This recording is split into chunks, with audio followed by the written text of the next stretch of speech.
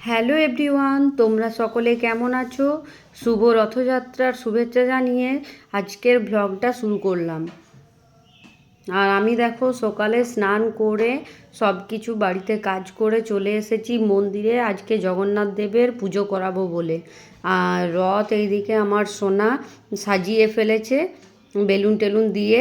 আর আমি এখানে মাস্টারের সাথে কথা বলছি। মাস্টার চলে এসেছে সকাল সকাল পুজো করতে, মানে আমাদের পুরোহিত মশাইকে আমরা মাস্টার বলে থাকি। তো সেই মাস্টার এসে গেছে পুজো করতে।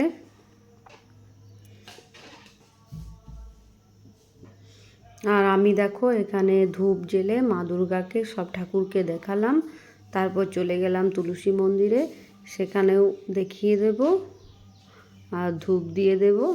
আর কালকে যেহেতু বিপত্তারিণী ব্রত, তাই আমাদের দুর্গা মন্দিরে পরিষ্কার পরিচ্ছন্ন চলছে চারিদিকে, সবাই ব্যস্ত খুব।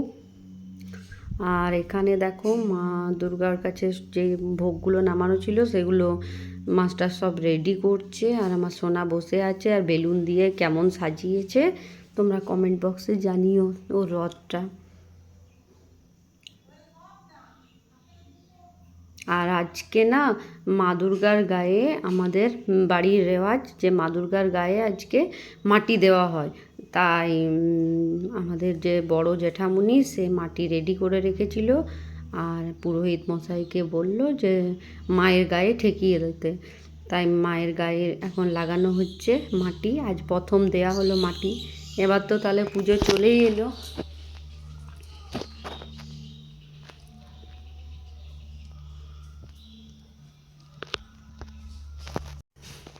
আর সব ঠাকুরের গায়ে দেয়া হচ্ছে, আর এদিকে মা দুর্গার গায়েও দেয়া হচ্ছে।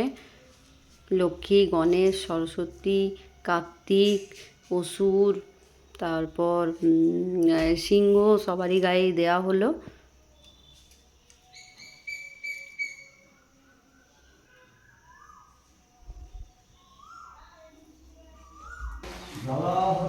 এবার দেখো পুরনো ফুলগুলো সব মানে কালকের যেগুলো থাকে সেগুলো সরিয়ে এবার পুজো করতে বসবে।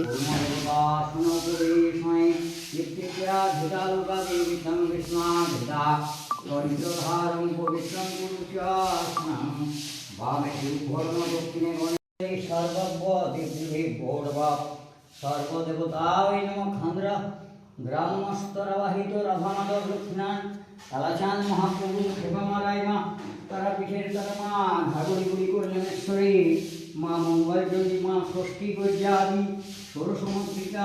এবার আমি দাদুর সঙ্গে রথ টানবো। জয় জগন্নাথ দেব। তারপরে এই যে মা টানছে।